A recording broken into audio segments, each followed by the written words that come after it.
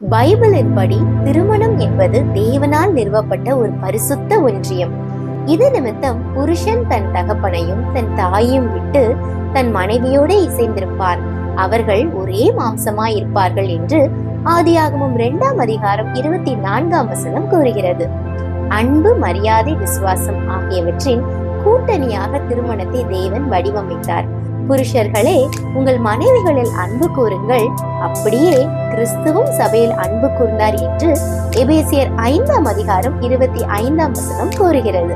திருமணம் என்பது பரஸ்பர ஆதரவு, புரிதல் மற்றும் சேவையின் பயணமாகும். அன்பு பொறுமையும் தயவும் உள்ளது என்றும் அது தீங்கு நினையாது என்றும் 1 கொரிந்தியர் 13ஆம் அதிகாரம் 4 முதல் 7 வசனங்கள் நமக்கு நினைவூட்டுகிறது.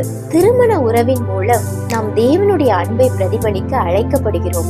அவருடைய பலத்தின் மூலம் அன்பிலும் ஒற்றுமையிலும் வளர்ந்து எந்த ஒரு சவாலையும் ஒன்றாக சமாளிக்க முடியும். மார்க் 10ஆம் அதிகாரம் 9ஆம் வசனத்தில், ஆகையால் தேவன் இணைத்ததை மனுஷன் பிரிக்காதிருக்க கடவன் என்று கிறிஸ்து கூறுகிறார்.